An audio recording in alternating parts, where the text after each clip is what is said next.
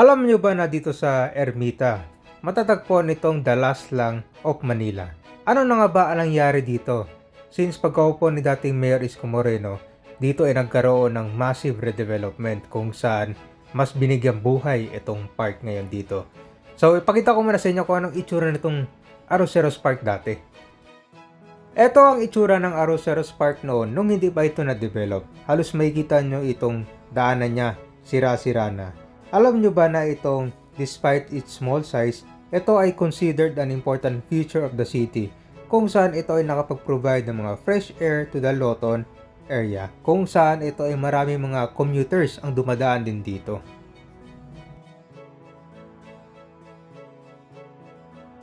Ito na ngayon ang Arroceros Park at isa sa best open space at pasyalan dito sa Metro Manila.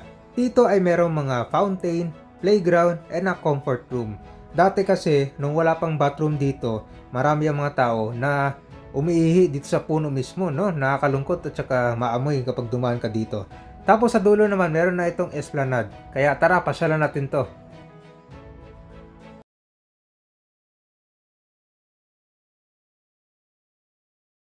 Nandito tayo ngayon sa may Metropolitan Theater sa Manila.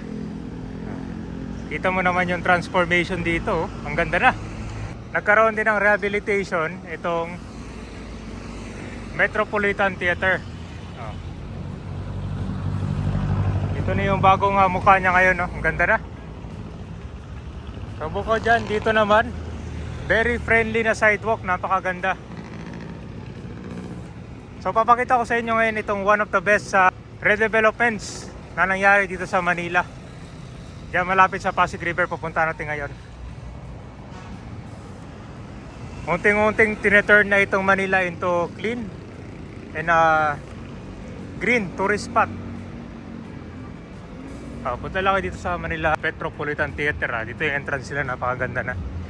So dito naman, ito yung malapit sa ilalim ng LRT Line 1. Dito yung nagkaroon ng redevelopment. Hindi lang dyan sa Arroceros Park, pati rin dito sa labas. Itong area na to dati puno ng mga illegal obstruction tsaka mga informal settlers. Kita mo naman yung transformation dito.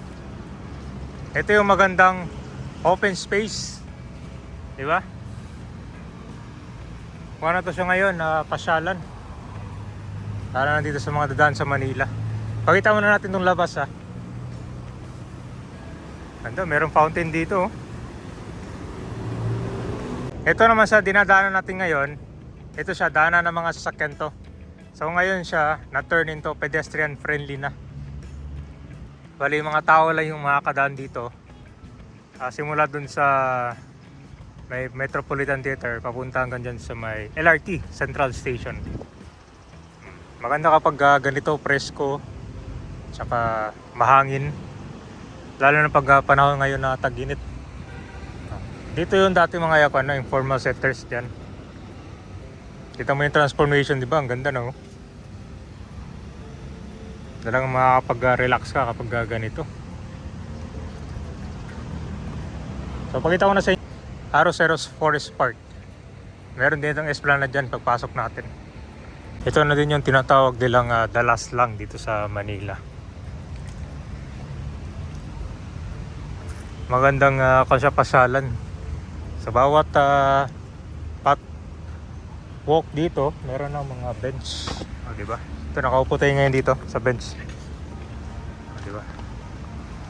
Kapag dito ka namasyal ng panahon na ngayon tag-summer, maganda dito. Hindi mainit. Tsaka fresh yung air, napakaganda, tahimik. Diba? Ito yung kailangan natin dito sa Metro Manila, no? Mas maraming mga puno para hindi masyadong mainit. So ito na, papunta tayo ngayon sa esplanade dito. Ito ang Arroceros Park, ito yung Urban Forest Park dito sa may Manila. Nagsimula pa to ng mga taong 1990s. At may dekada na rin yung nalipas. So nagkaroon ito ng redevelopment nung panahon ni dating Mayor Isko Moreno. Oo. So dito nyo makikita kabayan itong mga iba't ibang klase ng mga varieties of trees at maraming mga ornamental plants dito. Meron namang nakasulat dyan, no? Yan, may nakasulat dito. Yung ko lang parang pangalan to eh. Wala nakalagay ng pangalan ng mga halaman. So isa itong important forest park dito sa Manila. Dahil ito nakapag-provide ito ng fresh air. Diba? Hindi mo talaga ramdam yung init dito. Oras natin alas 2. Ito yung oras na tirik yung araw. Pero wala. Hindi mo ramdam dito. Meron naman naka-elevate dito. Ito yung para makita mo mataas yung mga puno.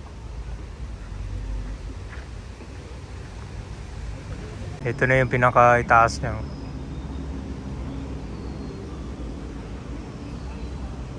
Dito mas matatanaw mo yung mga leaves nitong puno. Dito meron ko na koi fish.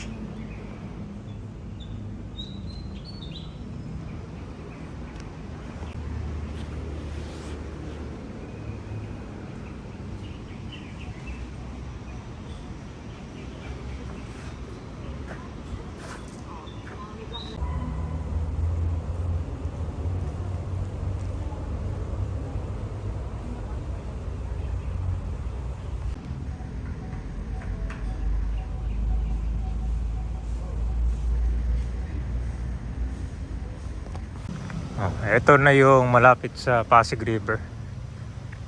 Mas maganda pala, mas malawak na sa dito. Ito siya, jogging area din ng mga tao.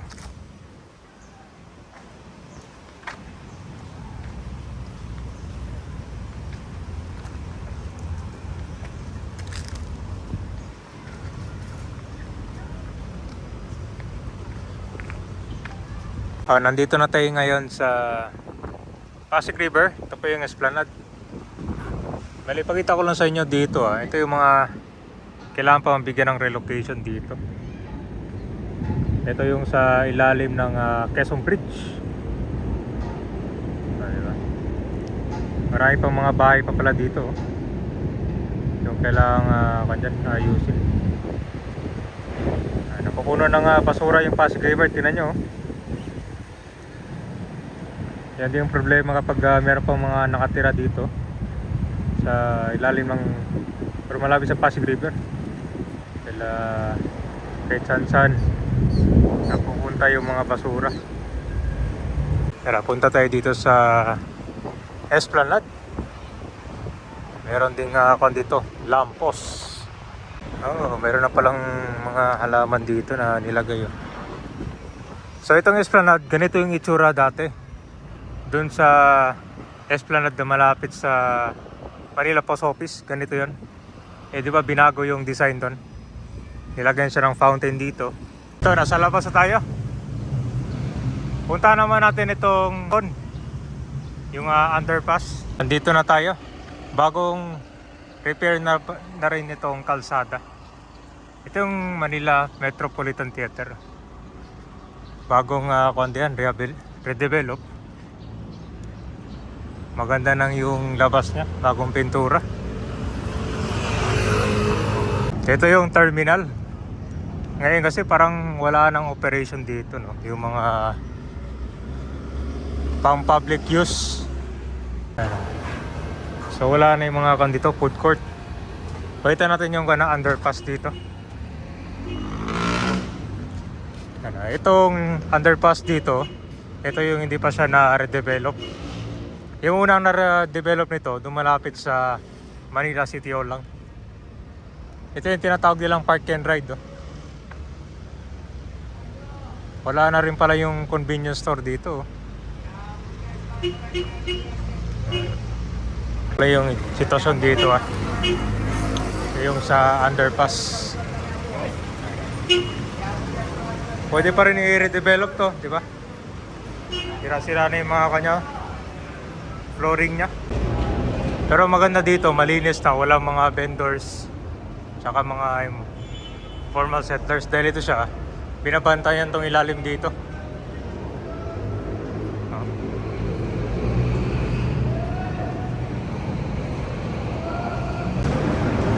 Ito na yung papuntang Hidden Garden.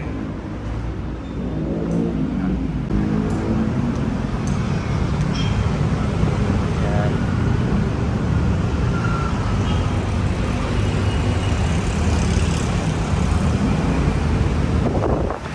So far dito malinis sa waiting area.